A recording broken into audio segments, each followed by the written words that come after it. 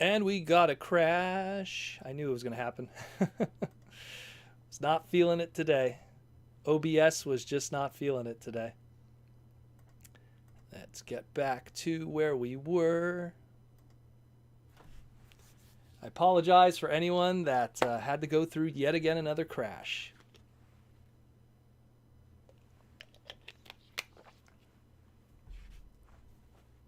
Have to wait for everyone to come back now. Absolutely terrible. But it is what it is on this old tower that I deal with. I apologize for that, people. You spoke it into existence. Yeah, I sure did. It's kind of cursed, but that's how it is, I guess. So as we were saying, press the end stream button. No, sometimes it crashes. I have an old computer, and I'm just trying to deal with it. We're going to upgrade in the future. Don't worry. We're going to have brand new system, better lighting and everything. Once everything works out, we're going to be golden. But let's get into what I was covering just before. So Blue Bluestreak, aka Autobot Silverstreak here, part of the Buzzworthy Bumblebee line. Initially, when we learned about this, we thought it was going to be a Generation Selects, maybe a Hasbro Pulse exclusive. We didn't really know what was going to be going on or how this was going to be distributed. We saw listings online that listed it as Buzzworthy Legacy, which was even more confusing. And we didn't know, like, hey, how is this going to be? And then we got a YouTuber that bought a whole bunch of the product straight from the distributor. And then we got to see, okay, this is how it looks in package. Okay, pretty cool. He shot these photos right here, and we know what's up. And we were kind of reminded because when we saw the cup and the cliff jumper from the studio series Buzzworthy Bumblebee, now there's this thing where it's like we have Buzzworthy Bumblebee, but we have Buzzworthy Bumblebee that also has a subline. So it's like Buzzworthy Bumblebee Legacy, Buzzworthy Bumblebee Studio Series. And if you see in the instructions there on the bottom right, it's Buzzworthy Bumblebee Legacy. So this is a legacy product, part of the Buzzworthy Bumblebee line, Autobot Silverstreak. That's based off of Blue Bluestreak, the Diaclone. It's kind of convoluted, but it is what it is. These are going to be Target exclusives. Supposedly they are already showing up right now in Target in Chicago. So if you're in the Chicago area, check out your Targets. They're probably showing up right now. MSRP is $22.99. And yeah, pick this up. You know, if you like your Blue Bluestreak. If you want the history on the whole story with Blue Bluestreak, I did a segment on it a while back. Just type like Blue Bluestreak, Transformer Slag podcast. I did a bunch of segments explaining the story with this character and this color scheme and everything like that. So definitely check that out. And yeah, again, $22.99, Target exclusive for my Canadian bros. Probably going to be showing up in Toys R Us, I'm going to imagine. And whatever's going to be our MSRP after April, which is going to be brutal. Good old inflation. Good old inflation. Yeah, so there's that. Let's get into some stolen toys from the factories. And we got the Rise of the Beast Power Alliance 2-pack, which unfortunately the two individuals who stole these had no idea what these were. Especially one of them who lied and said he got it from the factory and should have really talked to his other guy first beforehand, because he ended up looking like an idiot. But what else is new? That's par for the course for him. But yeah, so we got our first look publicly of these. These figures have been circulating in images from the factories in the private message boards of the Transformer fandom. So we kind of knew about these and how these looked for a while now, including that of the RC and the Wheeljack that are part of these. I'm not going to post those images right now because that's up to the individual who took those photos. He might get in trouble. You probably know who that person is because of his name and a lot of the listing leaks that he posts online for TFW 2005. But it is what it is. So I'm only going to share images of what is now public and, you know, what the genie is that's already out of the bottle. He can't put it back in. And so it's our Power Alliance 2-pack Optimus Primal with Tigatron, and the Power Alliance Optimus Prime, which will be with an unnamed extra somebody that we'll wait for when that image is put out there at some point. I'm pretty sure he's probably going to maybe, I don't know. Those were factory images that might identify him. So I don't know. It's hard to say. He's posted stuff in the past, but he's always edited the images and blocked out stuff to kind of hide his identity. But it is what it is. Either way. So we got the Optimus Prime here. The design is kind of channeling a little bit of the old concept design done by Furio Tedeschi for Age of Extinction. There was going to be an Optimus Primal kind of design, and in the end it wasn't used for the movie, and the character wasn't put in there. So it kind of has a little bit of that channeling there. But otherwise, it's a very Season 1 Optimus Primal kind of looking design otherwise in terms of silhouette and shape and detail. But again, this is toys that are going to be part of the Rise of the Beast line, which is no indication of what the final product in the animation model is going to look like. Always the gimmick lines are kind of a little more, how do I put it, flowery, I guess is the best way to put it. They're not shaped as they should be. It's kind of like looking at that Optimus on the right there and going, oh, that's how he's going to look. He's going to be all blocky and everything. Nah, it's not a strong indication. These are the gimmick lines and everything like that. And this is the Power Alliance 2-packs, which is you get something that's a slightly larger core class figure that then comes with something that's kind of a weaponizer in a lot of ways. In this case, Tigatron, that turns into a bow blaster kind of weapon. Anyone that saw my Instagram and Twitter, I kind of did a little parody of that with Kingdom Primal and Kingdom Tigatron. Optimus is going to come with one also. I don't really want to say right now who it is until a certain other individual decides to release those images or not. We got a super chat from Detective Ferret. I have Bumblebee Studio Series Thrust, I'm assuming he wrote there. I was wondering if there are any flight stands that can work with it. I don't know about that. I don't have the Tetrajet of any of those Bumblebee movie ones yet. I imagine that there's probably ones that would work with it. A lot of the movie stuff now is designed with those peg holes to work with a lot of those kind of stands, whether it be the Figma stands or even the JoJo ones, which are done with Metacross. So I'm pretty sure they must work with some. If not, I know there's a few people. Christopher P. in the Transformer fandom who does a lot of 3D printing. He does a lot of stands that have Autobot and Decepticon logos on them. You can look him up on Twitter. He does a whole bunch of them and sells them. You could check him out. But we'll see what happens with that. Anyways, back to the Rise of the Beast thing. It is what it is.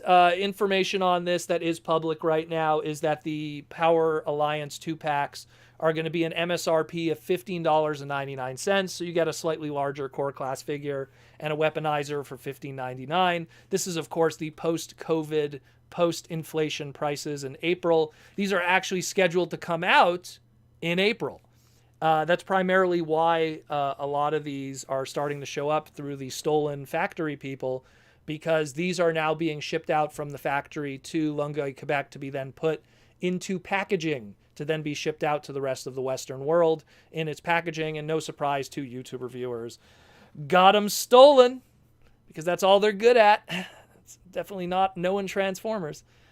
But again, they're out there. Check them out. And then the Power Alliance is also going to have RC and Wheeljack in that case assortment. You'll probably be seeing RC and Wheeljack 2 very soon, I'm going to assume. So we'll probably be talking about it at some point.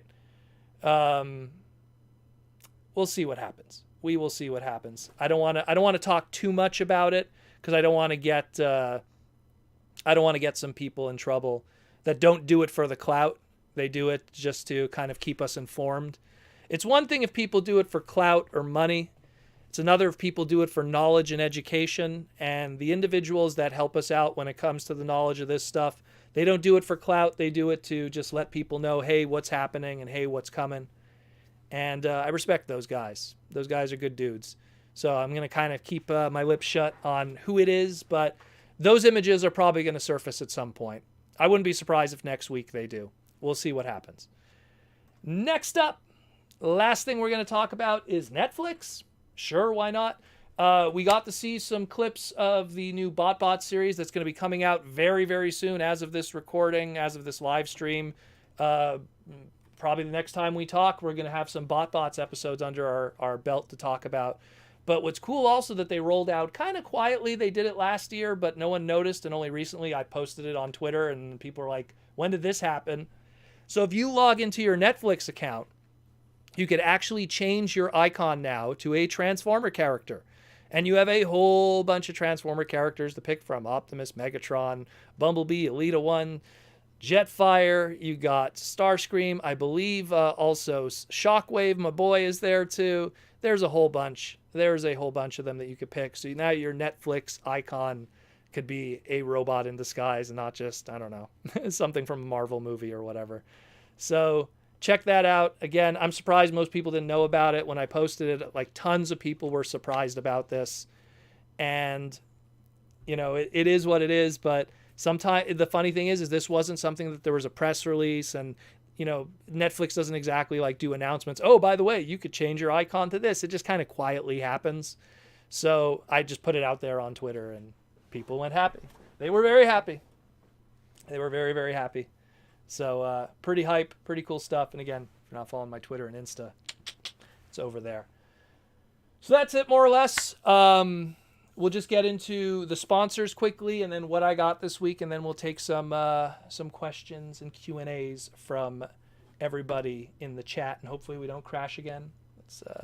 Let's hope not. This computer is getting old. It's time for an old upgrade. So again, first things first, our sponsor, Symbiote Studios. I'm wearing today the Snake Eyes pin and shirt. Got to represent. There's a reason for it because it's something I got this week that's G.I. Joe related. But be sure to check out symbiotestudios.com, our sponsor, who makes us our plush, our pins, and our t-shirts for the Transformer world. All official, all licensed by Hasbro. Quite the initiative by Symbiote Studios to make the first ever Transformers plush series that is ongoing, multiple years, multiple characters, multiple waves. Collect them all. They come with pins. They have matching t-shirts. They have all kinds of stuff. Even get that big old Unicron back there. Look how big he is. And of course, all the future ones that are coming at different points. We have the new Soundwave right now, which new Soundwave is back there. And new Soundwave because it's a new version, because Wave 1 is retired. So get them while you can before they sell out. And of course, the other waves of characters from Wave 4 will be showing up at some point. Gee, I wonder who they are. Pretty hard to tell. That's clearly Devastator and Beast Wars Grimlock. And of course, if you're interested in other ones of the Hasbro variety, of course, you also have Snake Eyes. You got Timber with Snake Eyes. He comes together in the 2-pack, which he comes with cool Snake Eyes pin. You got Cobra Commander with a cool Cobra Commander pin. You got the My Little Ponies. You got the Power Rangers. They all got cool pins. They all got cool stuff. Again, symbiotestudios.com. Be sure to check them out.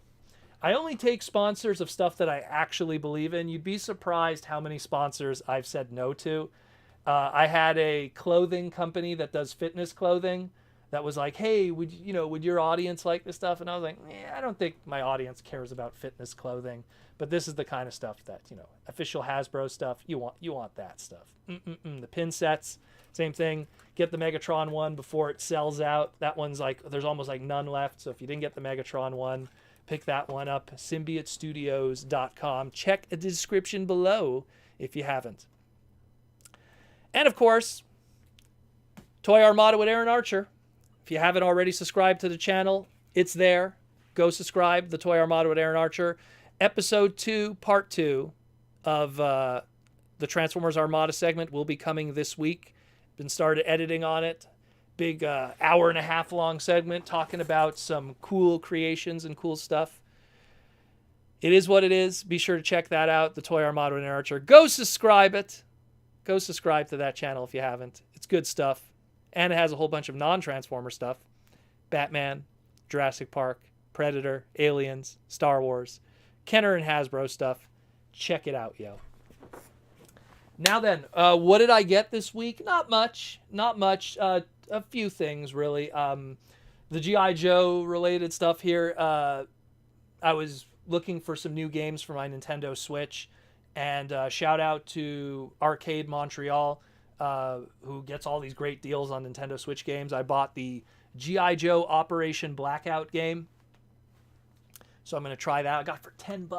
$10 just because someone bought it used and returned it. It works. It's $10. I ain't complaining. So I'm going to play this at some point. Pretty awesome. Operation Blackout. So I'm in the G.I. Joe mood. And you get snake eyes and all. Look at that. It's pretty cool. It looks pretty good too. I looked online first beforehand. I wonder there's a few other Switch games. I've been going on my Nintendo Switch and going through all the different trailers and stuff on the eShop, trying to look for ideas and suggestions for some really good games. I have a few that I'm kind of eyeing right now, but you know, when I have some free time, I play my Switch. When I do have some free time, and also my pops, who, even though the Big V took over the world and put an end to everything, he cannot stop going out and toy hunting. He found this Optimus for $1. I think it was like $1.50. He found it for. So originally these were known as Cyber Stompers in 2007 for the movie, and then they started calling them, I believe, Power Bots in 2009.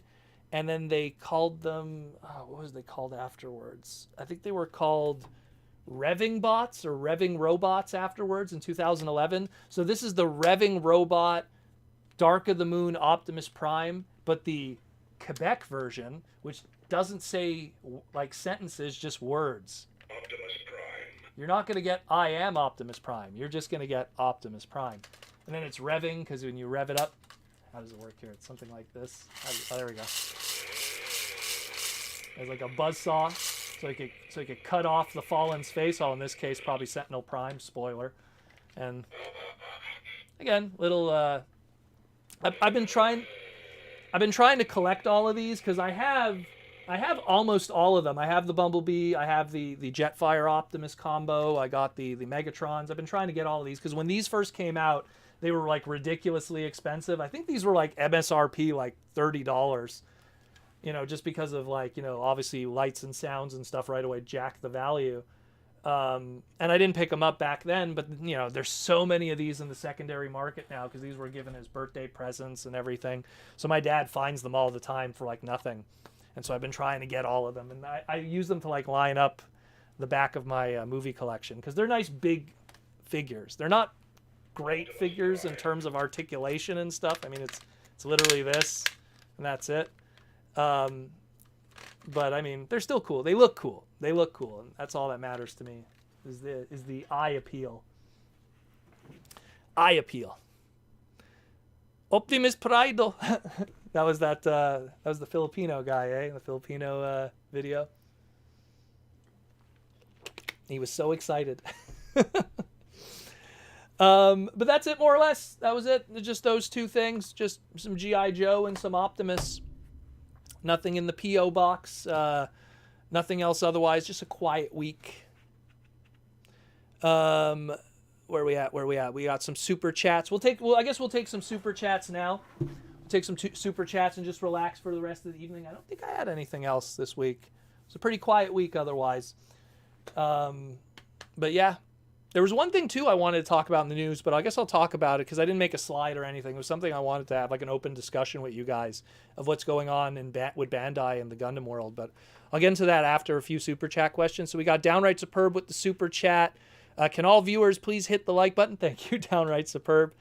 Yeah, you're going to have to hit the like button again after that crash, but I apologize for the crash. It happens sometimes. Nothing is perfect here in the Transformer Slag Podcast HQ when it comes to our setup. We're literally holding together. One day I'm gonna get a brand new setup, and then, you know, I'm actually thinking of maybe getting like a crazy gamer laptop that I can move around, so I could do the stream here, and if I want to do streaming in the gaming room, we could go there. And also because so many times people are always asking me, hey, like, can I see like the collection? And, you know, I'll still use the same camera, but at least I can move it around now more because it's not hardwired to a desktop. That's what I'm thinking. I'm thinking like a gaming PC, something that could handle all of that, and then I can move it around, and we could do streams everywhere. Because I know that when the Big V is over, I'm going to want to do live streams with guests. And I don't want them just like sitting next to me here. Maybe we could do it on the couch here. We'd have to like take the plush off the couch, but I want to move it around. We're going to move it around. We could be in the living room. We could be in the game room. We could be in the manga room. We could be in the TF room.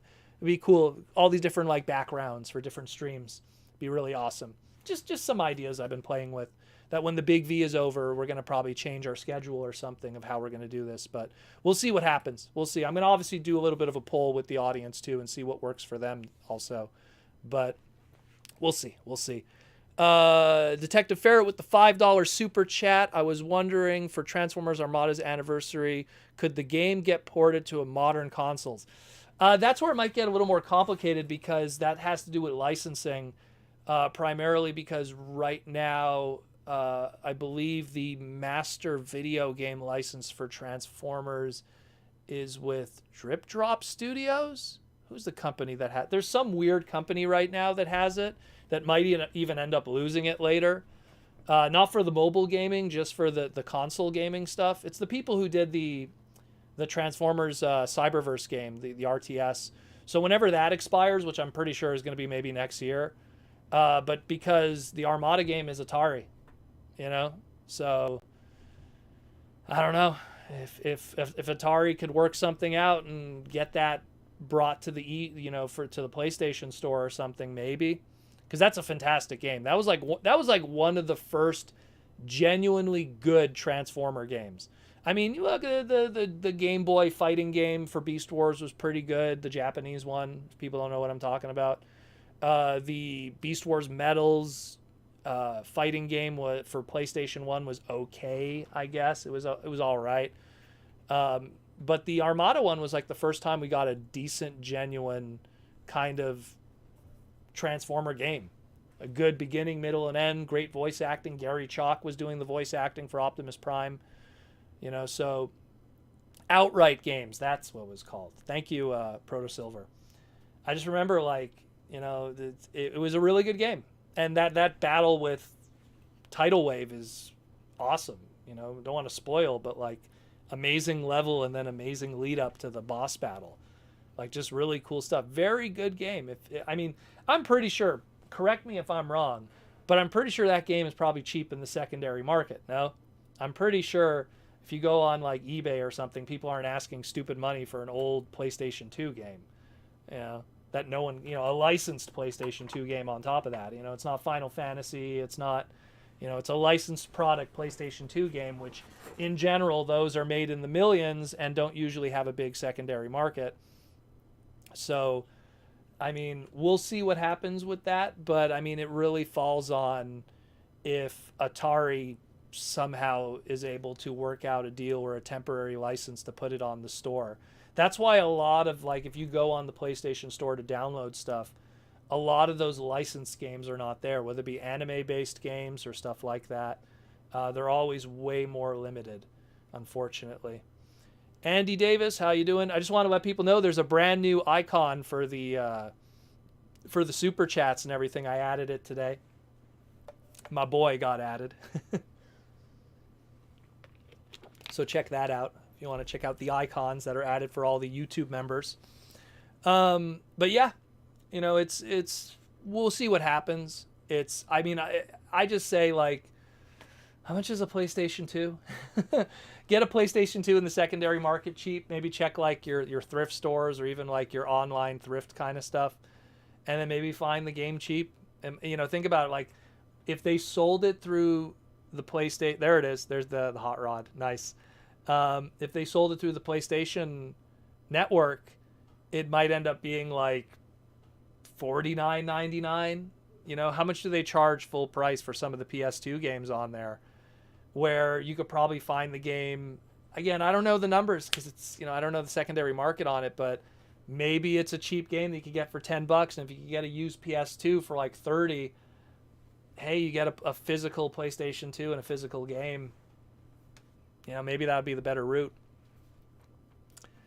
But yeah, that's just my take on it. I love that game, though. Fantastic game. Fantastic game. They were going to have a PS2 port of it also. Not a PS2, a PSP port of it, but then Atari lost the license. And then Activision got stuff. And to be fair, the Activision High Moon games, Probably the best Transformer games of all time, for sure. Tolan Rabando, Tolan Rabando with the R, I don't know what currency that is. Tolan, where are you from, brother? Super chat. Proto, when do you think we will have a new fan first Friday? Who knows? I think that, you know what? Seriously, they need to do one every second week. They really need to. If I'm able to talk about Transformer product every week, something, you know, and I'm not on the inside per se to decide what gets revealed, you know, then I'm pretty sure Hasbro could go, hey, let's talk about this. Like, even if they could only do one reveal every second week, that'd be more than what they're doing right now. People would dig it. People would dig it a lot, I'm telling you. So we don't have any indication of that.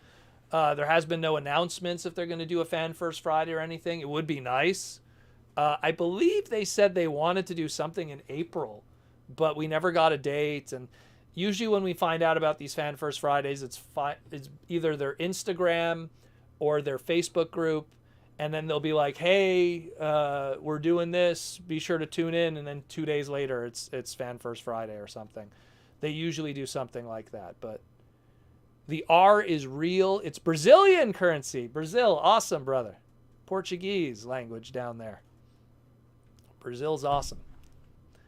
I first learned about Brazil when I was a kid playing Street Fighter II because Blanca was from Brazil. Don't let anyone ever tell you video games don't teach you anything. It taught me geography. I learned a lot of geography from Street Fighter II. Brazil, that's awesome. Arnold Schwarzenegger did a crazy documentary back down there too. But yeah, we'll see. We'll see what happens. Who knows? Who knows? Like, I think there should be one soon, because if Legacy is going to be rolling out in April along with that early Rise of the Beast movie line product, they need to do a Fan First Friday just to create hype, just to get people excited. You need to have that connection with your audience and let them know that this exists. Otherwise, they're going to look elsewhere. If Nintendo could put out trailers of new product constantly and let their audience know that this stuff is out there, Hasbro could do it too. Hire someone if they have to. I mean, it's not like they have a marketing guy, you know. Hire somebody, get them to sit down, and even if it's just sitting in front of a computer with a couple of slides, low quality, like what I'm doing right now, this isn't a professional operation here, you know, they could do something. They need to do something. Princeton Phalanx 59 with the gold super chat, and he wants to know with the 10 bones, just got in the mail today, Hasbro Black Zarek, the big boy, Toy World Aurora, I don't know what that is. I only know the knot and then the name of the product. Moon Studios Iron Arm, that's probably one of the Raiden arms, I believe. And Firebird Muka, that's probably one of the sexy Transformers. Muka looks delicious, and Black Zarek is awesome. Black Zarek, I just like that they did a Black Zarek in the modern era that isn't GPS, because the closest we had to a Black Zarek in the modern era, you probably can't see it. He's right over there. That was the Dark Scorponok from Cybertron. That was probably the closest we got to a Black Zarek back then. And I think that's it. And then if you want to count movie Scorponok, that was done in the black color scheme in Revenge of the Fallen. But awesome haul, man. Black Zarek. Oof, I wish I had Black Zarek from Generations. I only have the original, and well, his GPS, let's not talk about it. His toes. Original Black Zarek, his toes are these heavy ratchets that you can't transform him. It's just, you're just waiting to bust it like nothing. Downright Superb wants to know, Proto, what if Japan ever made their own live-action Transformers series or movie? They constantly have their own obscure Gojira movies and big Hollywood Godzilla movies that come out. I'll be honest with you. I've had this discussion years ago when it comes to anime adaptations done in Japan. Japan, unfortunately, when it comes to live action, doesn't have the budget for big Hollywood stuff. They really don't. A lot of times when the really successful live action adaptations of Japanese properties happen, They're done in China because China has a much bigger movie industry over there. The best example being Initial D. Initial D, which was this extremely popular anime in Japan, and they didn't do it in Japan. Imagine. Anime about Japanese mountain racing, and they still did it in China because they have a bigger budget for that kind of stuff. I don't think Japan would do it. I honestly think China would probably do a live action movie before Japan would. Japan just doesn't have the budget. Probably the best live action, like, I guess, pop culture based movie that Japan has ever done that was like legitimately good, because there's a lot of really real stinkers. Like those Attack on Titan ones were not good at all. Oh man. And I'm not going to count Godzilla and Ultraman movies because those I like those just by default, so it's unfair. Oh man, that's a tough one. Man, that's a tough one because all those live action adaptations were terrible. I don't know, they just don't have the budget. They feel like glorified Toku stuff, like it's the Toku budget but in a 2-hour format. I don't know. I don't think Japan would do it. I think it's going to be China that'll do it before Japan, unfortunately. I would prefer if Japan did it, but they don't have the budget. They just don't. They're good with animation. That's their jam. Live action, I don't know. It's just not there. It's just not there. It's not on that Hollywood level, unfortunately. It really isn't. Here in Montreal, we have Fantasia, which is the Asian Film Festival, World Asian Film Festival. It's in Montreal. You could Google it, Fantasia Montreal. And we get all the latest Japanese movies every single year. Horror, romance, drama, and toku. And man, like there's a reason why they stick to horror and toku and those smaller genres and away from the big bombastic Hollywood kind of stuff. And of course, anime, which is their jam. Alice Trapp, just because Silverstreak is so tied to Bluestreak, I find the use of the race bumper weird. Has Silverstreak historically had the prowl chest or the smokescreen chest? No, unfortunately. I'm looking even right at the Masterpiece one. They always, whenever they did do a Silverstreak, we're calling it Silverstreak.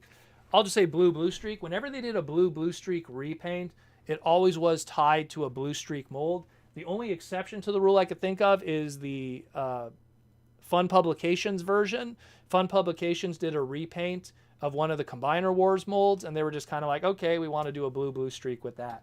And that wasn't really tied to a Silverstreak mold. That was tied to a mold that was used for Streetwise, Prowl, all over the place. So that's kind of a different example, but it's always really been a Silverstreak mold. This is the first time. I think they just wanted it to be different, just have a different, not let it be a 1-for-1. Do something different, historically different. And then who knows, maybe they could use an excuse, do another Blue Bluestreak repaint, use the Silverstreak mold, have it be a legacy thing or a Generation Selects or a store exclusive, just not Buzzworthy Bumblebee through Target. That's what I think they could try to do. Maybe that's why they did that. Who knows? Downright superb Proto. Has there ever been another figure who bled through to the next toy line like Kingdom Legacy Blaster? The exact same figure, no changes. Oh yeah, of course. They were so. When John Warden started with Legacy, like they just had this thing. Actually, do I have it nearby? Oh man, I think it's upstairs. Here they are. Wait, one sec. Let me grab it. So this was sent to me from a fan. So best example, I got both of them right here. One is from Jason, and one of them is from another fan. I don't know if he wants to be named, so I'll just play it safe. So like you have stuff like Siege, right? So Siege had Rung, and then they did a Siege Rung afterward. They did Rung afterwards, repacked into Earthrise. And then same thing here, he was shipped with this case assortment with, I keep calling him Toxin, even though it's not Toxin, it's Slitherfang, but it's Toxin. Let's be real. So, they've done that quite a few times. And the best example that I could give is going from Earthrise into Kingdom. We had Starscream, we had the leader class Optimus Prime, we had Wheeljack, we had RC. There was a lot of filler in that one too. So it's not the first time it's been done, and it probably won't be the last time.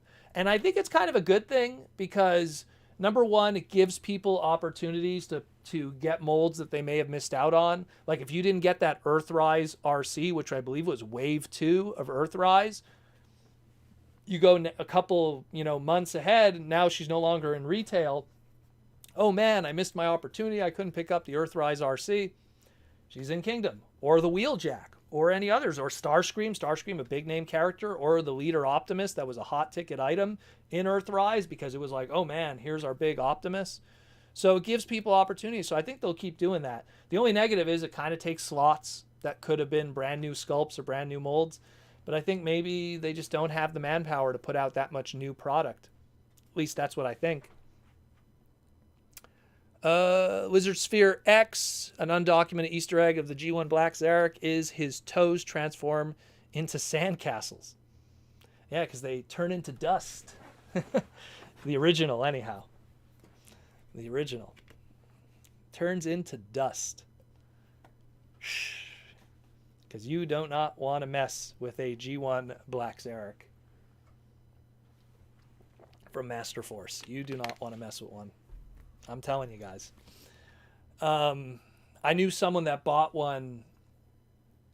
Oh God, what BotCon was it? It was BotCon 2014. And he never took it out of the box because it was still in the styrofoam and he was so scared to take it out of the box. And I was just like, wow, like, I think he spent, no, how much did he spend on it? I think he spent like $1,500 on it. Crazy. Mine's not in great shape either. Don't get me wrong. Mine could use an upgrade. I don't have the box with it or anything, but it's a dangerous figure. Let me tell you, it's not like Randy dangerous. Randy, I still think is probably the most fragile Transformer ever made. The Warthog Gold GPS Beast Wars Neo repaint of Razor Beast, but he's pretty up there. I wanted to also talk about, and get you guys' take on it also. Recently, Bandai of Japan put out a statement to all the Japanese importer stores that they want to stop Japanese import stores from selling Gundam product to the Western world. Just to not allow them to, Hobby Link Japan, Ami Ami, and all those stores, to not ship it out to America anymore, to not give them the opportunity. Primarily because right now, if you want to get Gundam product, you go to GameStop, you go to Hot Topic. Bluefin imports those, and that's, something that Bluefin pays a license to Bandai to do. And I think maybe it was probably a deal with Bluefin, going with Bluefin. Hey, people are buying just directly, through these websites. They're not buying through distribution of Bluefin. Imagine if something like that existed with Transformers where, Hasbro's like, hey, people aren't buying the masterpieces that we import because they get the masterpieces directly from Takara through these guys, imagine if that happened with us, where a lot of our import stuff we weren't able to get because they want them to be bought directly through Hasbro. I don't think Hasbro would do that because Hasbro is an American-based company. They don't want to hurt that goodwill, where Bandai of America doesn't even exist anymore. Like, Bandai of America is gone. They left. And now you just have Bluefin importing stuff. So I don't think it'll happen, but it is an interesting conversation and discussion that maybe if more of it develops in the future, I might make a segment on the podcast to talk about, because it is something that potentially could affect our fandom. And in a lot of ways, maybe still could. Who knows? But it is something that does kind of suck, especially for Gundam collectors. I was talking with my local Gundam guy, Sci-Fi Anime, Lou, who's been around for 30 plus years, the #1 anime store in Montreal. And he was my go-to for Gundam model kits, still is. And he said that's not going to stop him. He has his own distributor. So it doesn't make a difference. But it's just for the online stores that kind of sucks, you know. So like if you were someone who was buying through like Ami or HLJ, you know, Hobby Link Japan, it's going to kind of stop you, unfortunately. Media Max, Protomang, what is the best toy for the price, the Kingdom or Masterpiece Beast Megatron?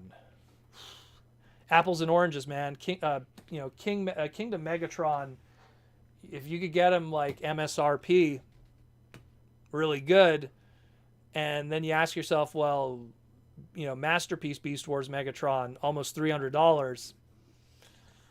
It's a big price discrepancy. You have to really like David Kay's Beast Wars Megatron, and even then he won't have the voice box of David Kay's Beast Wars Megatron without a hack. Someone made a little voice box thingy. Not that I condone it, but maybe get the bootleg that has Beast Wars Megatron's David Kay's voice in it. Just saying. It's very expensive, the Takara one, unfortunately. It's very, very expensive, the Takara Masterpiece Beast Megatron. I would go with just the Kingdom one. Fantastic figure. Very heavy, too. Like, I always have them nearby, the T-Rex one.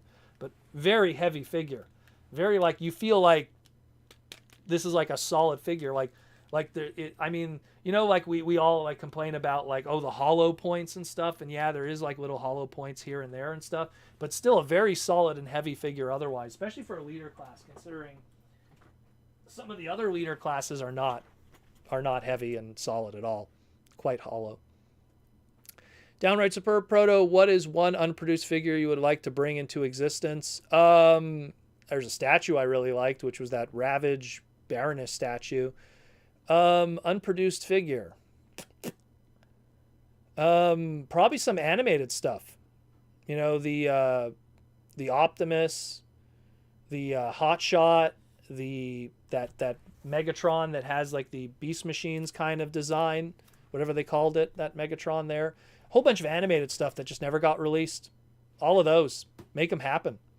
Make them happen for the animated community. And for Derek Wyatt, rest in peace. Horned Owl with the super chat for 5 bones. Thank you, Horned Owl. Proto, I've been prepping a campaign settling for a upcoming TF RPG. Any resource books is for various planets or non-TF life forms in the TF universe. Unfortunately, there's no resource books for that. The closest we would have to something that talks about the universe of Transformers was the old DK book. Let me pull out that one for you. Let me grab that. Giggity. Written by Simon Furman back in the day. You could probably get this for nothing now. This is the ultimate guide. I think they did a second press of it. The only good thing about it is they kind of talk about technologies in Transformers. They talk about headmasters and what pretenders are, and you know, like they try to explain the different special teams and who Unicron is and his origin, and like they talk about what Maximals are. It's an interesting book. Like there's some they kind of go a little bit into the science of Transformers, you know, a little bit. It's not the best resource book in my opinion. It's kind of a little dated. It came out a little bit after the Michael Bay movies came out, so there's a lot of like dated Dreamwave kind of stuff in there. It doesn't make any sense, but throw that over there. But I mean, it's one that you could pick up, and I'm pretty sure you could probably pick it up cheap. That's DK Transformers Ultimate Guidebook by Simon Furman. It's one. Outside of that, unfortunately, there really isn't. No one has never really made a book thus far. I mean, there's supposedly Renegade Games is going to make some kind of RPG book, but I haven't tried it. I don't know. I don't know if it's any good or if it's even like accurate. If like the people who worked on it were fans or they're just making stuff up. You know, so Media Max Protomang, when you finally stream from your game room, what online games could you challenge us viewers in?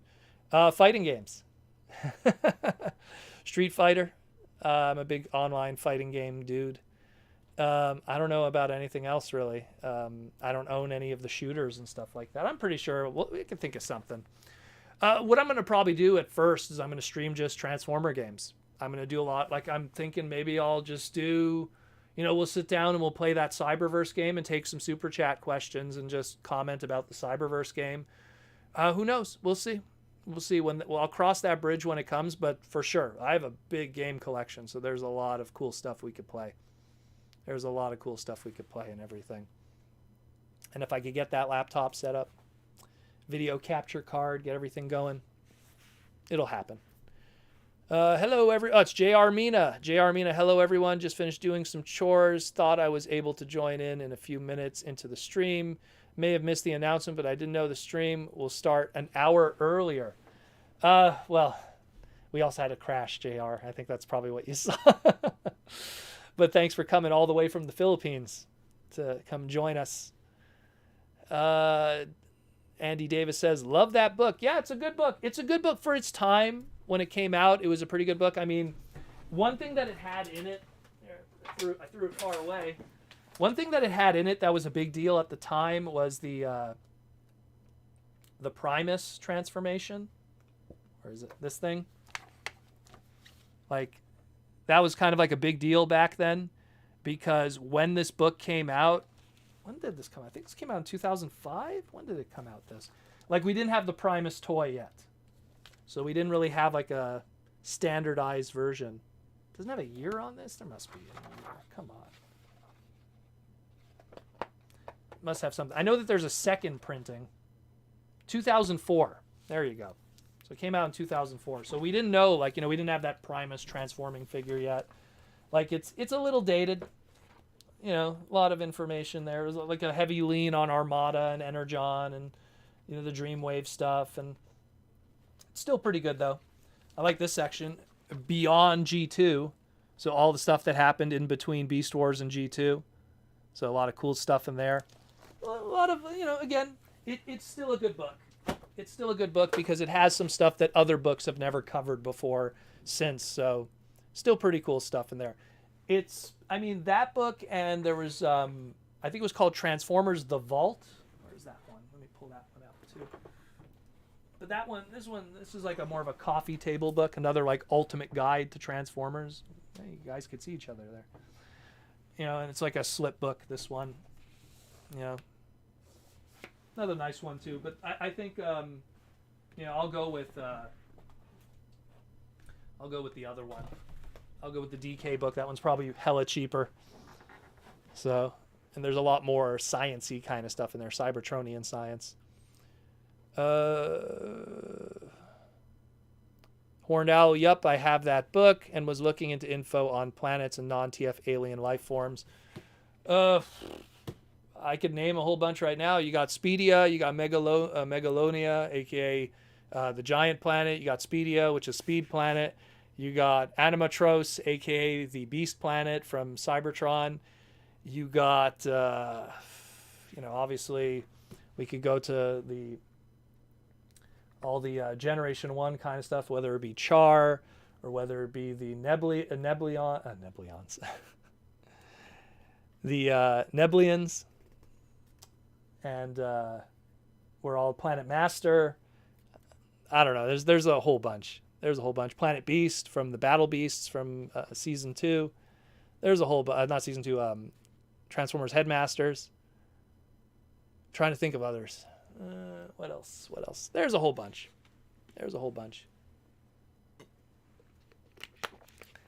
Lizard Sphere X. I hope to see at the end of daylight savings time. I keep seeing how everyone outside in North America gets confused. Yeah, actually, that happened a couple of days ago. Didn't it happen like when our stream ended? That's when it happened, like the night after last week. I don't know. Everything does it automatically for me, so it's I'm spoiled by that. I don't have to change any of my clocks, except for like the clock on my microwave, I guess. It's the only one. It's the only one I could think of, but I mean, the one good thing is then you kind of like, oh, hey, it's kind of lighter outside in Canada because winter makes night come quicker, and I hate that. I hate that a lot. But yeah, daylight savings time. Stinkfist69 says, I'm here. Well, welcome, Stinkfist69. Welcome to the craziness. But going back to what I was saying though about like the Gundam thing, like I'm just kind of like, imagine if something like that existed where we weren't able to import our masterpieces, or we weren't able to import like Kabaya kits or something like that. But then that would also have to imply that Hasbro is, you know, bringing those through some kind of distribution. Because the whole reason why Bluefin is doing it with Bandai of America is because they want to be the one that brings it over and you buy it through Bluefin, through GameStop or Hot Topic or wherever they're selling it. Target has a section too for Gundam model kits. So I don't think it'll happen to Transformers, but I am curious to see what that discussion would be if they kind of decided to go in that direction, you know? Tom Laney, second giveaway this week, or did I miss it? No, we didn't do it. We only did the giveaway last week because it was the same weekend as TFCon, so I wanted to do something kind of special that same weekend. We'll do another giveaway at some point. I usually, whenever we do giveaways, it usually is, I want to do something special. You know what I mean? It's like there's this, like when we did the giveaways last time, like we did the whole month of giveaways, it's because it was December. It was the holidays. I wanted people to get gifts in the mail, Transformer gifts in the mail. So we were giving away we gave like $400 worth of Transformer product away in December to a whole bunch of people all over. Even people in the UK got stuff. So, there was that. And then we did one, I think, for Valentine's Day. We did a giveaway. We did a Valentine's Day giveaway in February. And now we did one because TFCon was in LA. So I figured, for people who can't be at TFCon, hey, we'll do a giveaway for people, have fun there, get some cool stuff. So I like to, when I do a giveaway, I want it to, because there's something special, something cool.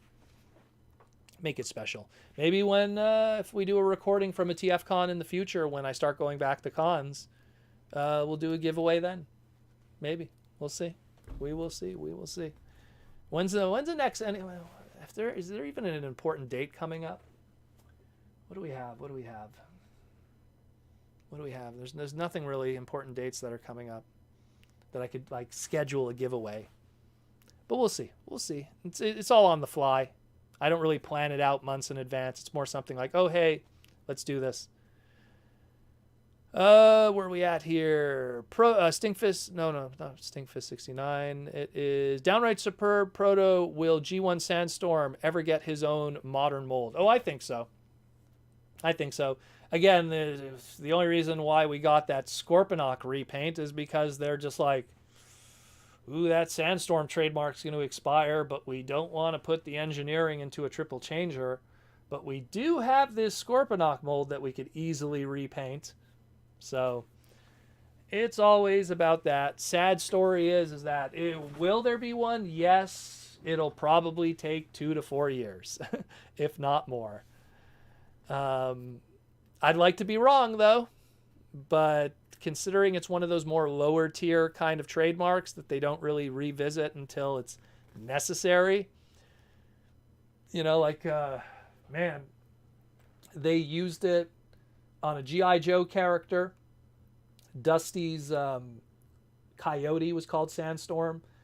They used it with a Beachcomber repaint in Classics to keep it alive when they weren't doing anything with it. Then they did the actual, hey, we got a Sandstorm figure finally from the Springer mold. And then they just threw it on stuff just to keep it alive, whether it be a Creo figure or whatever. That's the name of the game. Stinkfist 69. Yeah, I got the Golden Disc figures. Awesome, brother. Those are awesome figures. My favorite is the 2-pack of the GoBots. The GoBot 2-pack with Ranger and the South American Puffer. Princeton Phalanx 59. DairyCon. I'd love to go to DairyCon. DairyCon, if you're listening, contact me. Maybe you could have me and Aaron Archer as a guest or something. I'd love to go to DairyCon and just do a small show. That'd be so cool. JR Mina thought that Thrilling 30 Generation Sandstorm is still a great mold. It's decent. I mean, it's still good. I mean, it's impressive how much they retooled from, if you put it next to the Springer, like that was one of the first examples of like a heavy retool. Like not just a new head sculpt or new this or new, like it was like top to bottom, you know, everything was tooled like crazy on that. So still a pretty impressive mold. And you could see him, he makes a cameo on the Metroplex Titan class box. So he kind of like, you know, had some little extra life in a lot of ways. Still a great mold though. Still a great mold. I like it. I like it. I have it posed next to the Springer, and you could just see like he has those big turbine wheels on the back. Practically, looks like that. It's so cool. It's still a great mold, in my opinion. I still like it. I still like it. I still like it. And then it's ironic because then Octane is so far away because he was a Titans Return mold. But I mean, I think we'll get something at some point. It's everything, unfortunately, and I know I feel like a broken record, but everything is dictated by trademarks. Trademarks literally steer the ship for like 70% of Transformer product. Like Starscream, Bumblebee, Hot Rod, like the second tier guys like Jazz, Prowl, like you don't have to worry about when it comes to trademarks with them. You know, Shockwave, the second tier guys too, like those will always, there's always going to be product year round. But when you start looking at like the Sandstorms, the, you know, like Drift or Cup, you know, there's certain guys that the only way you're getting a toy is if they need to do a trademark or if they have a TV series that they could kind of slide in the character and it makes sense. Look, Cup was in Cyberverse. They didn't make a toy of him. But if I guarantee that if Cup was in Cyberverse and the trademark was going to expire, they would have made a Cyberverse Cup toy. Drift was in Cyberverse and they needed to do a Drift toy because the trademark was going to expire. So they did a Drift toy. And then they piggybacked off of that, and then you know, we got the Drift Studio Series stuff today, but they kind of use that. So it's sad, but it's just unfortunately how it is. They want to protect their IPs, and they got to do that kind of stuff. I was literally talking with a friend of mine. He's a big fan of the movie Field of Dreams, old Kevin Costner movie, and he loves that movie, and he buys that movie every time they do like a new DVD version of it, right? There's like 10th anniversary, 25th anniversary, 30th anniversary. And he's always like, man, why do they keep doing those? And I told him, like, it's trademarks. That's all it is. They want to keep Field of Dreams the trademark, but they have to put out a product. So every 5 years they do like a DVD of something or a Blu-ray or, you know, they have to do something and put that out there so that the trademark is still valid with that, whatever company it is. What was it, Touchstone or whatever? I don't know. What was the movie company that did Field of Dreams? Good movie. Like that movie. But like I remember talking with him about it because he was looking for, I think like the anniversary Blu-ray came out or something. And he was like, oh, I'm trying to track it down, but Walmart doesn't have Blu-rays as much anymore. And the place that he normally, like Best Buy's like Blu-ray section is so small now compared to how it was 5 years ago. So he's like, oh, I'm going to have to buy it online. But, you know, like now because of the big V, like when they deliver packages at my door, they don't even ring the doorbell. They just leave it. So I don't want it to get stolen. So we just had this whole conversation and related to that. And I know how he feels because I wanted to buy a television and I opted instead to pick it up instead of having it delivered to my door because the last thing I needed was a giant screen television just left in front of my house for like hours on end in the freezing cold before I come home from work. You know, delivery's probably going to be around like lunchtime and it's probably going to sit in front of my house for 6 hours, which is like, if it doesn't get stolen, it's going to get damaged by the snow and the cold. So where we at with the super chats? Where we at? Downright superb. Proto, how exactly did TF Animated do sale-wise? Were there any Fisher-Price style baby sublines? Yeah, there was. The Activators was their subline. If you guys could see it, it's all down there. There's all the Activators and some prototypes and stuff. I'll just leave it like that for a moment. You guys can check that out while you're looking at Prima's blade. Yeah, it sold very well, but and you know, and I don't want to like say, oh, it sold well, like animated didn't do well. It does. Animated's awesome, the toy line's awesome, but I think it also did well because it came off of the heels of the Michael Bay movies. You know, like 2007 Michael Bay movie comes out, people go crazy for Transformers, and then what is the first TF TV series and toy line? Animated. So they rode that hype, and that's not to say that animated isn't amazing. It is amazing, yeah, but at the same time, you know, like it rode that hype. So did it sell well? Oh yeah, it sold very well. It sold very, very well. Did it have like more cheapy price point kind of stuff? Yeah, of course it did. It had the Legends class, which was used through Universe 2.0. It had the Bumpin' Battlers. Let me grab one for you. Let me grab the bulkhead. I don't know if the batteries still work.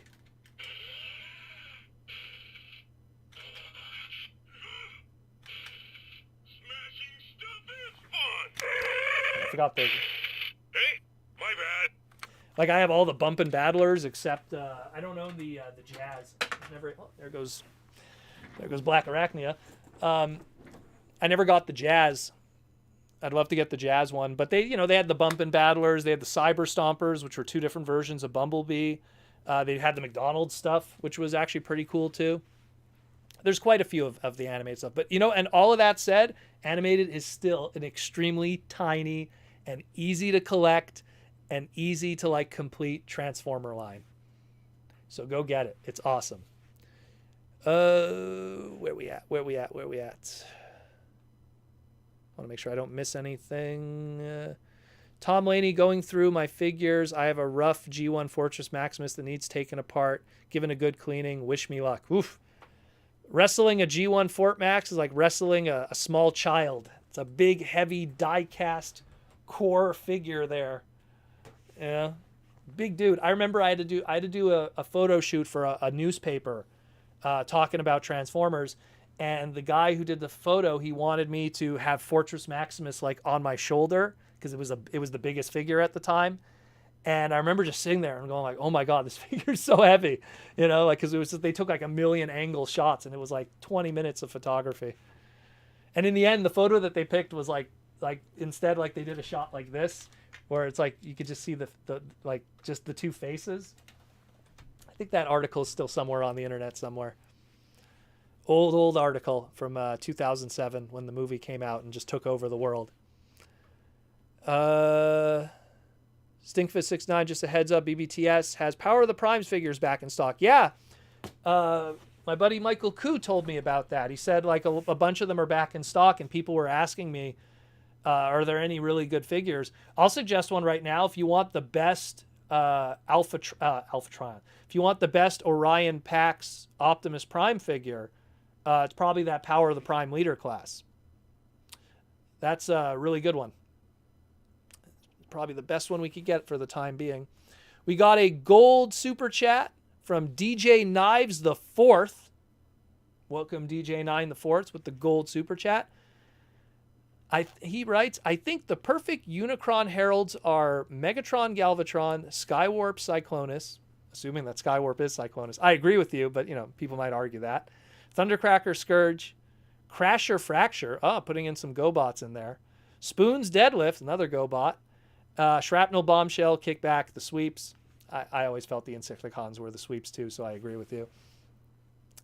Yeah, well, you know what?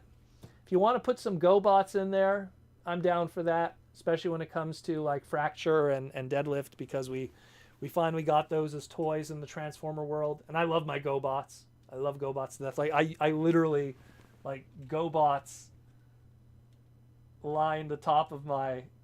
I line carded GoBots all the time on the top of my displays over there. And now I just screwed up the camera. This is why I don't like to touch the camera too much, because it gets messed up. There we go. But yeah, hey, more GoBots. Give me some more GoBots. Give me an updated Fracture. I would love an updated Fracture. Like, I could understand, like, Okay, if you have to do deadlift, you got to do a forklift, and that's going to be tough because how many forklift transformers are there? You know, you're going to do Liftor, the Minicon. So, like, you know, that'd be cool. At least, like, you know, in the case of Crasher, you could do some kind of modified, you know, Le Mans car, and then you could do Daytonus, and then you could do a Wheeljack, and then you could do... There's tons of Transformers that you could attach that name to afterwards. But... like forklift one, that's a tougher one. But yeah, give me a new Crasher figure. That'd be really cool. That'd be really cool. Princeton Phalanx 59. Oh, by the way, again, thank you, DJ, for the gold super chat. That's a good one. That's a good one. More GoBots. That's why that Golden Disc collection I was very happy about. Oof, love that. Road Ranger, amazing. Princeton Phalanx 59 BBTS has Power of the Primes. Predaking for $245, excuse me. That's okay. That's okay. It's not great. If you could get him for like $150, that's a lot better. $200, now you're kind of pushing it. You know, and you're not. And the sad thing is too, you're not, and you're still paying shipping also, because the shipping for that's going to be brutal also. So. That's a tough one. I don't know about 245. I don't know about that. Andy Davis, 12-month member for the Transformers Slag podcast. Thank you for being a 12-month member. And his question is, what would be your triple changer modes? Me? If I was a triple changer? Well, definitely Formula One. Red Formula One car. And let's do a Beast triple changer, because I love Beast Wars. So red Formula One car. And then I turn into some kind of dog, because I love dogs. Like maybe like, oh, but man, the colors are going to be weird. What's a red dog? Like if you could somehow isolate the Formula One colors of a red Formula One and then do a German Shepherd, that'd be pretty cool. You know, that'd be pretty cool. But that'd be tough as hell. That'd be really tough. That's why, like, I love here. Let me grab his packaging. I loved when they did the Heat Wave, but they did the red Formula One colors, because this is the only official red Formula One Transformer. Obviously, they did a red repaint of Mirage during Diaclone, but it never got officially done here as a Transformer character. One day, Proto. One day, it'll be named Proto. Clifford the dog. Oh my God, how did I forget Clifford the dog? That's true. Clifford the dog. Yeah, but Clifford the dog, I think he's like a Labrador, eh? He's like a Labrador or a Golden Retriever. And those are sweeties. Those are big sweeties, but they're not the smartest dogs. And I want to be a smart dog. I don't want to be I don't want to be a dog. You know, the old saying with Golden Retrievers and Labradors, anyone could get them to come home with them. They love everybody. They're the worst guard dogs because they're always happy to see everybody. Oh, Aaron Archer's in the house. What up, Aaron?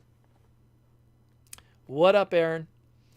But yeah, I'll go with that. I'll go with Formula One, Triple Changer, Formula One, and not Golden Retriever. Formula One and German Shepherd, because I love German Shepherds.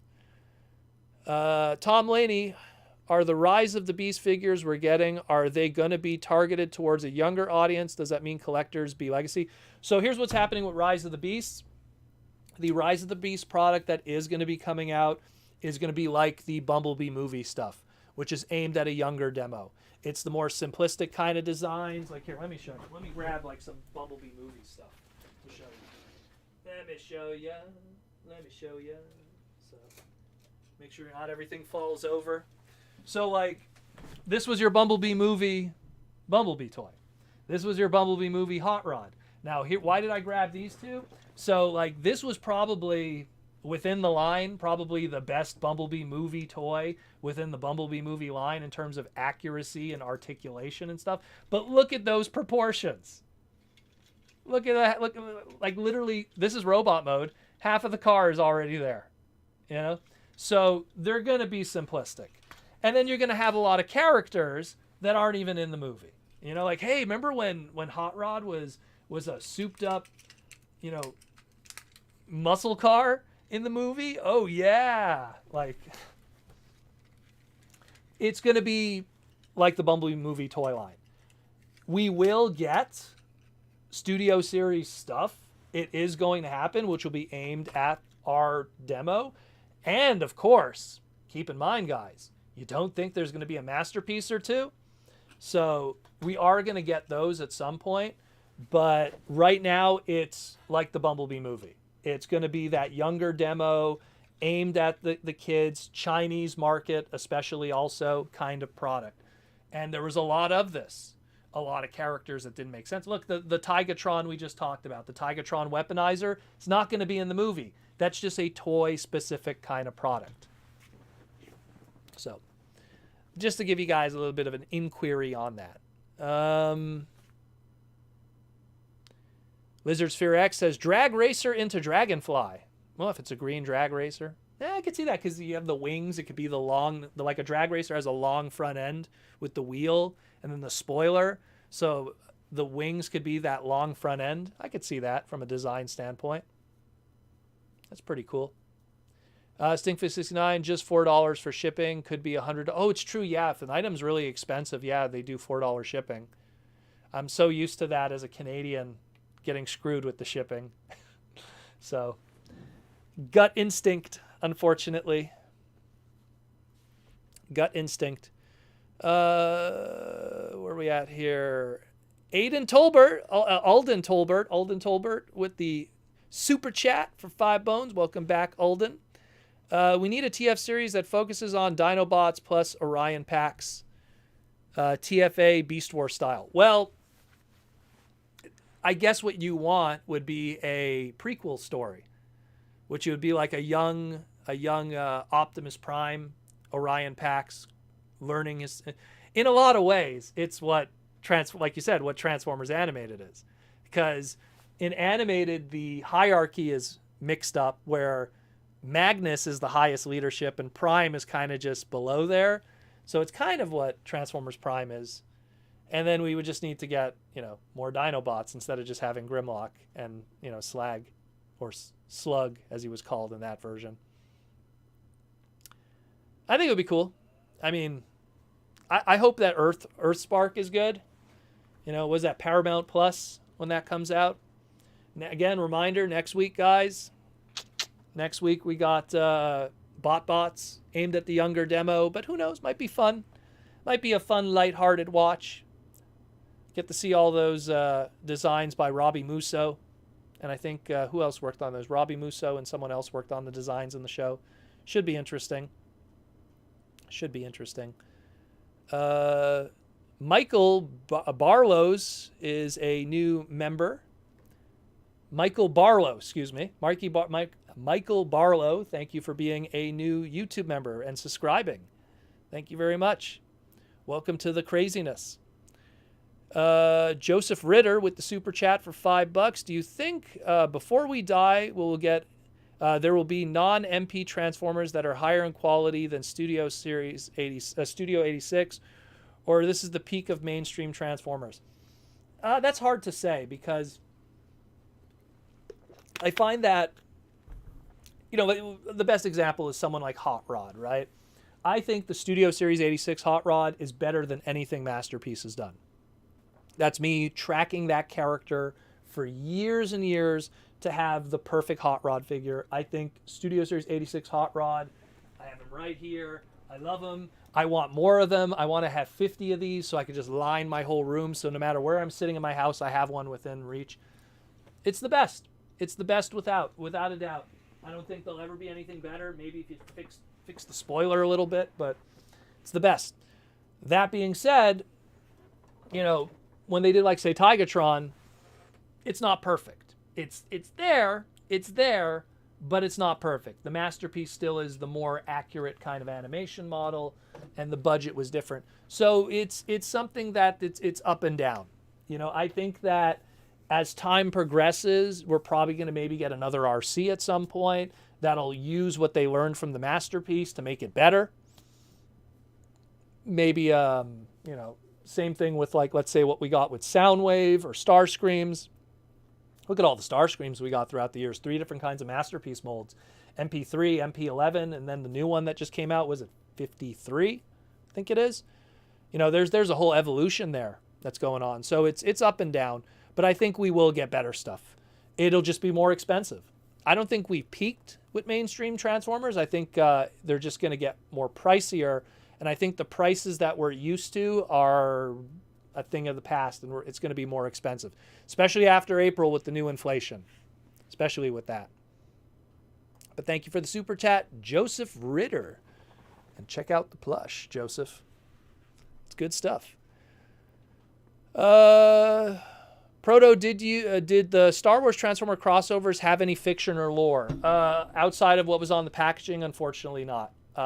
The Marvel one and the Star Wars one never had any actual, like there was an Avengers Transformer crossover comic, but it didn't involve the Marvel crossover toys. And same thing with Star Wars. Star Wars had no comic, no nothing, just the base stuff, just for fun. And that was a completely different design team from the normal Transformer design team too. That's why a lot of, especially Wave 1 and 2, why they were so wonky in design. Downright Superb Proto, how would you go about being Rodimus Headmaster's partner?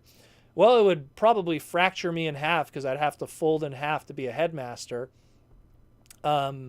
But I've never been a fan of the non-Japanese take of headmasters, because like the way that they did headmasters in the Western version, like season 4 Rebirth G1, it's like, oh, you become the headmaster for the bulk robot, but the bulk robot is still sentient, so who's in charge? You know, I never liked that the Western animation explanation for headmasters where it's like you're a partner. I like more the Japanese explanation where whoever is that headmaster, that's it. It's a transtector body that you're using, like Minerva and Go Shooter and Cab and, you know, all the others, Cancer and Bullhorn, and who am I forgetting? Cancer, Bullhorn. Anyways, not Hydra. What was the last one? Anyways, you know what I mean. It's going to come to me. I haven't eaten. I'm starving. I'm going to get food later. But yeah. Oh, someone has a question for Aaron. Aaron has a question. Might as well ask it. Aaron Archer, think future Power Ranger figures could be more than 5 and 3mm ports and pegs. Seen the Mega Pack Megazord and Dino Fury has them. Was hopefully continue for the fans or both. I have to ask Aaron. Go Nuts would... Oh, you're talking the swappable ones. Yeah, I saw those. My friend Julian was like, kind of expensive, those. Mind you, that was Canadian dollars. Stinkfist69. I'm really excited for the show coming in the next couple of months. Obi-Wan... Oh, the Obi-Wan Kenobi series. I saw the trailer for that. I hope it's good. I mean, I was super excited about Boba Fett, and Boba Fett had some good stuff, and Boba Fett had some okay stuff. You know, Boba Fett I was like really hyped, because to me it was like, oh my god, the true sequel to, you know, Return of the Jedi. Like, we're going to finally get that Star Wars Unleashed figure come to life, and then he just kind of came out of the soil and in the sand. I was like, oh, we're off to a shaky start. But it was still good in the end. I think overall I liked Boba Fett, but it could have been better. So I hope that Obi-Wan Kenobi is good too. I hope. I hope. I will reserve judgment. Media Max. Protomang, do you know any Transformer hentai? Hard for me to find uncensored Japanese stuff in general. Unfortunately, and I would admit it if I had it, unfortunately I do not have any Transformer hentai. The closest thing I have to that is the Kissplay manga compilation, but I do not own any official Transformer hentai. The funny thing about that is most official, unofficial Transformer hentai books are the male characters. There's a lot of that. Wait a minute. Hold on. Hold the phone. I do own one. I take it back. So Alex Milne, this is a great story. Alex Milne every year has an art book. And every year I buy Alex's art book to support him. And, he always draws me, some hot rod art on the inside. And so I bought his latest book. And I was like, oh, man, it's a hot rod, hot motor oil. Yeah. Hey, and then Alex drew a hot rod for me. And, I love Alex. Every single art book. Me and Alex have worked together many times on Transformer stuff. I'm like, yeah. What's going on in here? What? Alex? What? Alex, bro, man, what'd you make me buy here? What? Alex, what'd you make me buy? So that's about as close as it gets.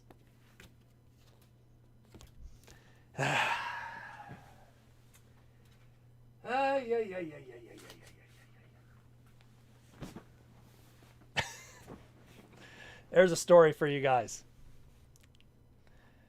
When you want to support your friends and all their artistic endeavors.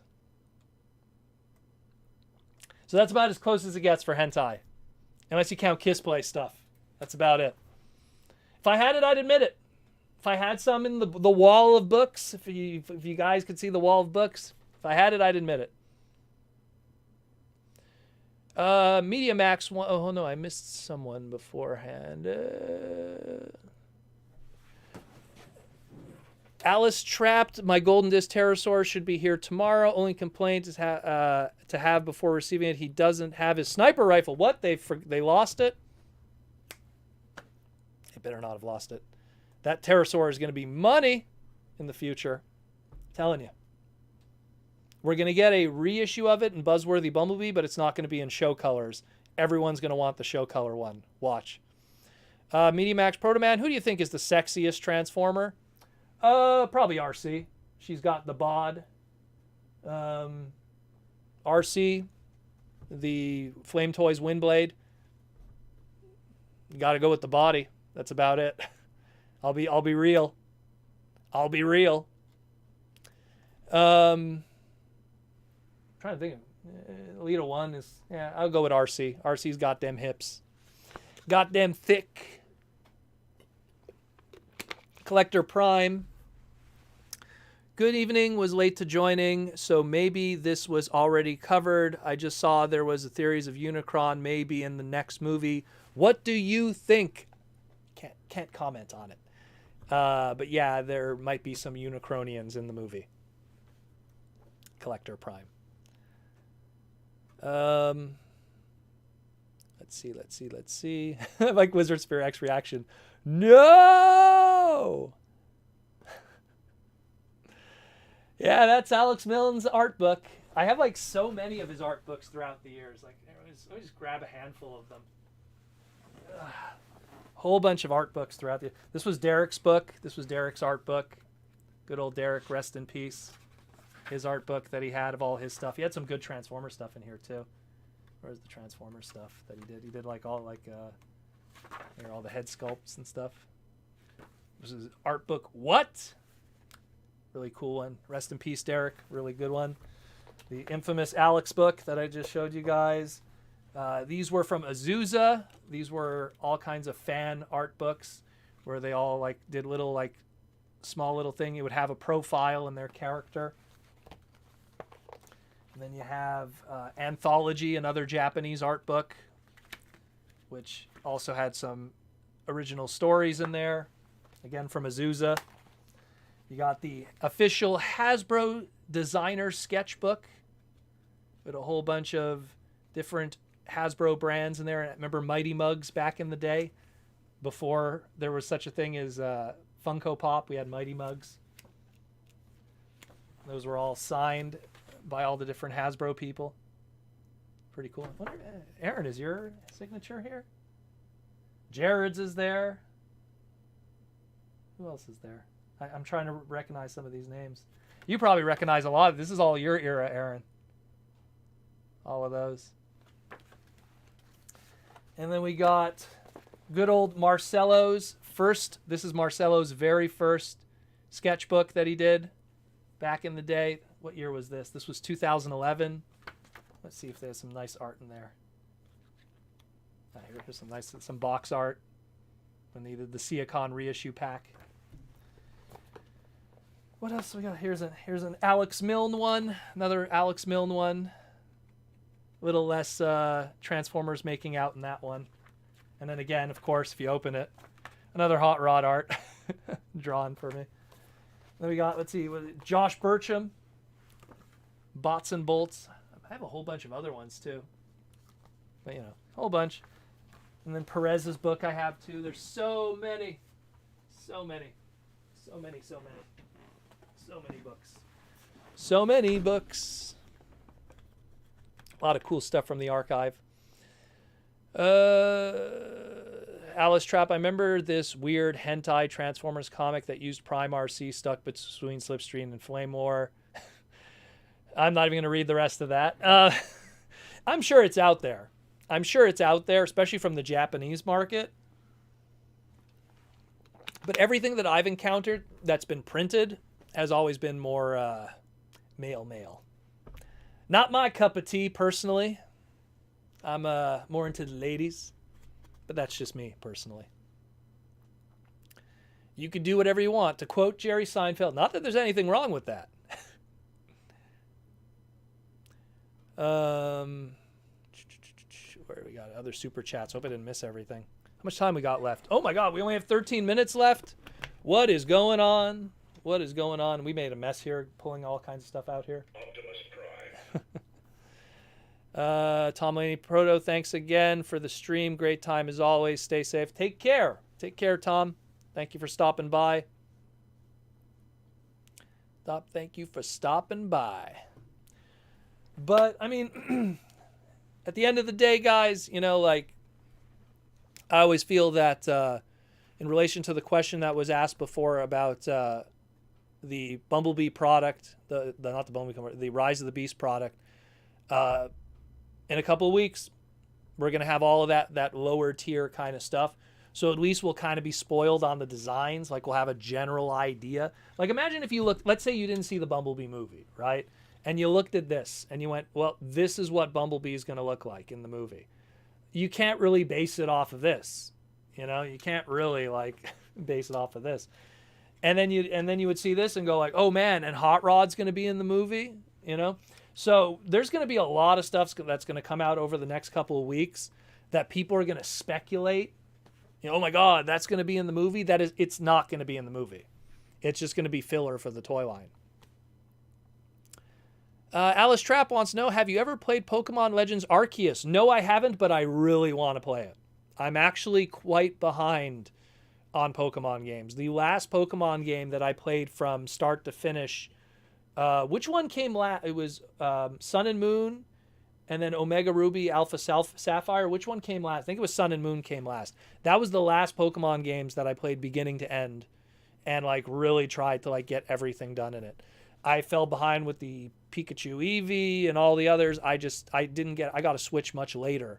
I didn't get a Switch right away, so I didn't get to catch up on those. But Legends Arceus looks really good. And I like Arceus as a character. I like the idea of a Pokemon god that created everything. So pretty cool. Pretty cool. I'd love to play that game though. Give me suggestions, guys, what I should play. You know?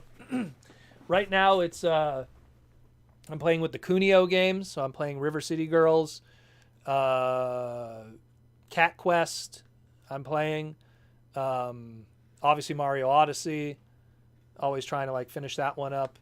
Little things here and there. I got the new G.I. Joe, like I said, again, symbiotestudios.com, symbiotestudios.com, you know, a whole bunch of stuff.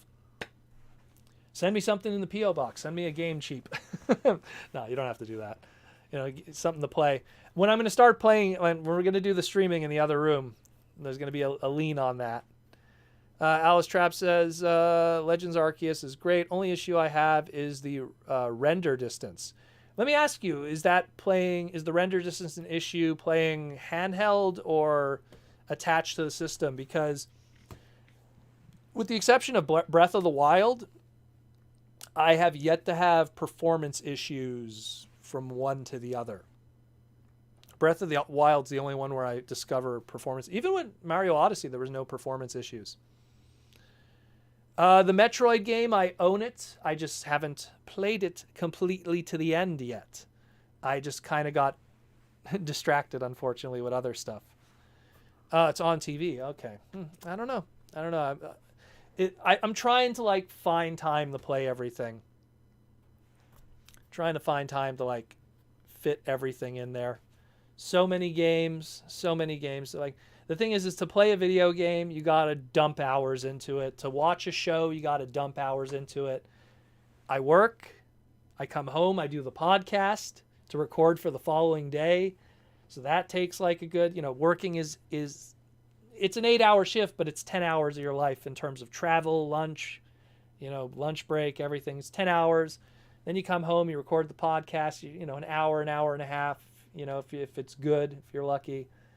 Have supper, then some me time, showering, supper, it's you have to really schedule everything. And when it comes to gaming, I wish I had all the free time in the world to just like kick back and just play video games until I go blind. I would love to. Back in the day when I just worked, and just came home and I didn't have any other obligations in the world, I would just like play StarCraft until like 2 a.m. in the morning. I had a rule with my friend back in the day. We can only play games until the sun rises. When the sun starts rising, then it's time to go to bed. It's pretty crazy back in the day. We had the worst sleep schedules back then. It was terrible. I'd sleep in until like 3 p.m. because my sleep schedule was so messed up back in the day. Alice Trapped, it's not too big of a deal. It's certainly better than the render distance of the Pokemon Sword and Shield. Pokemon Sword and Shield. That's the other one I haven't played. Man, I am so behind on Pokemon games. That is brutal. I'd really like to go back and play it. It's one of those things I'm worried that it's going to be like, by the time I get to it, they're going to make because I played the original Red and Blue back in the day, played Yellow back in the day, played Gold and Silver back in the day, skipped Ruby and Sapphire. And I didn't play Ruby and Sapphire until they did the re-release of Omega Ruby Alpha Sapphire. So it's one of these things, oh my God, am I going to play Sword and Shield when they make a remake years later? Like, that's how long it's going to take me? Imagine. How much time we got left? We got 7 minutes left, guys. Get in the super chats and questions now, because when we're done, we're done. And then Proto is going to go eat, because Proto is hungry. And anyone who's going to ask, because someone's going to probably ask, seaweed, Japanese seaweed tonight. Kum tum bi, which is a Vietnamese meat dish with rice. Good stuff. Seaweed is high in iodine, which apparently is good for you. You just shouldn't overdose in it. Stinkfist69 says, good night, Proto. I'm not going to bed yet. We still got 5 minutes left.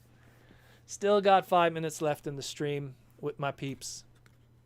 And then we'll call it a night. And then I got to put away everything that I took out to show you guys. A little bit of a mess now. And Black Arachnia is on the floor. She took a dive from the animated shelf. But it is what it is, unfortunately. When you have too much stuff, you got too much stuff here. We'll just put it on the shelving here. It was the little animated Black Arachnia figure by Kabaya. She fell. That's what she said. Can you see? Oh, you can't see it. It's from over there. See, there's all the bump and battlers. Let me move the mic a little bit. It's in the way. I can't even move it. Anyways, you got all the bump and battlers there. And then you got the basic of the rest of the line. All of Cybertron. And you got Robot Masters. You got Titaniums. You got Universe 1.0. You got Energon. Above Energon is all the Armada stuff. Let me lift it for you dudes. Dudes and dudettes. You got all of Armada, you got alternators, and then above that, which the light is going to penetrate a little bit because that's non-museum lighting, that's sun lighting, so it's a little brighter. Kiss Play, and then all merchandising of Unicron Trilogy, so a lot of Japanese Kabaya kits and BTR and stuff. There's you can't see because it's all cut off here because we have the glass case here too, but a lot of cool stuff there. A lot of cool stuff. A lot of cool Unicron Trilogy stuff. And imagine, like, all of this fits all in one display. And then the movie came out and completely wrecked the whole west side of the collection. Just took all the space. Where are we at? Where are we at with the questions? Someone asked, Proto, what TF theme park stuff do you know of? What TF theme park stuff do you know of? Well, are you referring to the Universal Studios stuff, which I got recently thanks to Michael Koo? He sent me some Universal Studios exclusive merch. I never went. I heard that the one in China is 1,000,000 times better because it has like the Swerves bar and the like a crazy themed stuff and food and everything. So if you want to go to a Transformer theme park, apparently the one in China is 1,000,000 times better. I want to go to the Nintendo World thing that's coming out soon. That's going to be freaking awesome. They're building one in Florida, which I'm not a fan of going to Florida, but it is what it is. Man, I don't know. I do not know. I do not know. We got 3 minutes left in the live stream. And then we're going to call it a night. I apologize for the crash that we had earlier. It's what happens when you have an old ratty computer that we're surviving on. But we will one day upgrade, and then you guys will have an amazing experience in all the other rooms in this house. The game room is going to be fun. Like, I'm really looking forward to doing more game room stuff. If you go to Proto Man Gaming on YouTube, we have a separate channel. I'm probably initially going to be doing the gaming on that channel just so I don't get... Like, if I do Nintendo stuff, I'm worried about Nintendo flagging the videos and stuff and screwing the whole channel. So I might do some of the Nintendo-related streams on the Proto Man Gaming channel. But otherwise, stay tuned for that. We'll do a lot of gaming and stuff on the channel in the future and everything. We got a super chat from T-Formers2002. Hey, Proto, just one more before the night. What is your favorite piece of lore or bio that you've written for Transformers canon? Matrix of Malice with Bludgeon, or confirming 100% that Tarantulas is Unicronian. One or the other. It's between those two. Those were both really fun to do. Mostly because, you know, like, I love Beast Wars, and I've always felt that Tarantulas was linked to Unicron because of it's always been teased like, oh, I'm not either Autobot or Decepticon or Maximal or Predacon. He's something else. So he's Unicronian. And when he became Transmetal, he got little horns in his Transmetal form for his robot mode. So I was like, oh, he's so Unicron related. You know, he's so evil. And then, you know, the Tarantulas mold was shared with a Sideways mold, so it even created that Unicron connection even more throughout the years because of the motorcycle thing. So it's like, oh, there's so much red herrings there. But it was never explicitly stated. So I was like, screw it, I'm going to say it, right? So I wrote it in his bio. And the rest was history, and then it became canon. And then the Matrix of Malice, a matrix of leadership that's made for the Decepticons. It has the soul of Thunderwing in it. And anyone who uses it, the soul of Thunderwing pretty much takes you over. Because I really liked Simon Furman's Matrix Quest. I love those books. I love Simon Furman's writing. And I loved Thunderwing's story with, you know, he was like the only Decepticon to really kind of use the Matrix like as a physical weapon that could be used against the Autobots. And doing that set, which was the combiner team for 4.0 of the Fun Publication set, was some fun stuff. And to do the Matrix of Malice with Bludgeon and all those B-listers from the, you know, whether it be Spinister or Needle Nose or Garbouge, because we couldn't use the trademark name for Refute, you know. It was fun. Those are all fun. I mean, I'm probably forgetting stuff. The one that I was probably the least happy with was I wrote the bio for Tigatron, and I didn't know how, because he comes with a sword, right? He comes with a sword and a gun, and I didn't know how they were gonna write his story with the sword and the gun in the fiction for the Dawn of Predakin comic book. So I kind of just focused on the sword part because historically he's been a samurai in the Japanese mangas, but they still kind of played into the gun stuff, and I was like, so unfortunately I didn't get to write a bio that matched. And I didn't know, I think, who was doing the writing at the time for that? I think it was Robbie Musso was doing it. I could be wrong, Robbie. Correct me. I apologize if I'm wrong, Robbie. Whoever worked on the comic, we didn't have that communication because the toys were being done way in advance with the bios, and the comic was being done on a separate thing. So there wasn't that synergy, unfortunately. So the bio didn't match the story. That one I wasn't too happy with. And let me say one more. I don't know, the Diaclone stuff. Anything that I did that was Diaclone related with Fun Pub was always fun. Any of those are fun. I love all of those. It's one of my first official gigs, actually. I have a Zap Trap sealed. I have a sealed one. I have an open one. That's my rule. Anything I work on, you got to give me 3 of. You know, any Diaclone related stuff, I always dig. Homage, that kind of Wodoros kind of stuff. Dig those too. Anyways, that's it, guys. That's it for a while. We have. I'll answer these 2 before we go. Protomang, who'd be the best TF to have a beer with? That's a good question. I mean, Jazz would be awesome. I love Hot Rod, but I think Jazz would be really chill. That's a good question. Jazz, maybe Rat Trap. Rat Trap probably would be the wild one. Rat Trap probably would be really good too. I'll go with those for now. It's not my final answer. It's what I could mention on the moment because we have to close up tonight. Last question for the night, Stinkfist69. You should do another guest host at one of your streams. One day. The problem with doing the guest host thing is I'm worried that my computer's going to crap out. I'm telling you guys, when we have the new setup and everything, we're going to have guest hosts in person. And the thing I hate about the guest host thing too is because there's the audio delay, it's hard to do a good back and forth conversation. I hate it because on my end, it sounds like we're fine with the conversation, but you guys, when you receive the audio, there's a delay. So it sounds like we're talking over each other. I hate that. It sounds bad. I don't like it sounding like I'm talking over my guests.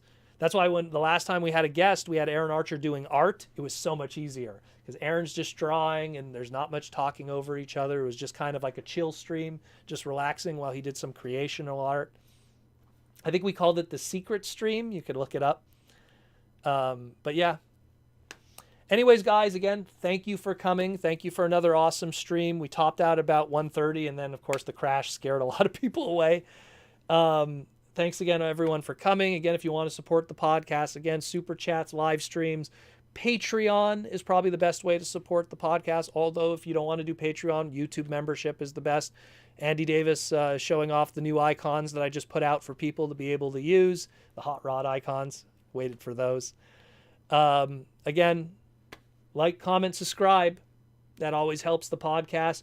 Be sure to also subscribe to Aaron Archer's podcast, the Toy Armada with Aaron Archer, if you haven't already. Link is in the community tab and everything too, if you haven't already. Thanks everyone for coming. It's a beautiful world out there. You guys make it more beautiful every time that you come and hang out with me. And hopefully we could all enjoy everything in the near future. Next Transformer convention is going to be TFCon in Toronto. Will I be there? I don't know. We'll see how the world is in a couple months. About 4 months, right? 3 months, 4 months. We'll see then. Anyways, guys, take care of yourself. It's a beautiful world out there. Take care of each other. Be awesome to each other. Be excellent to each other. And as always, roll out.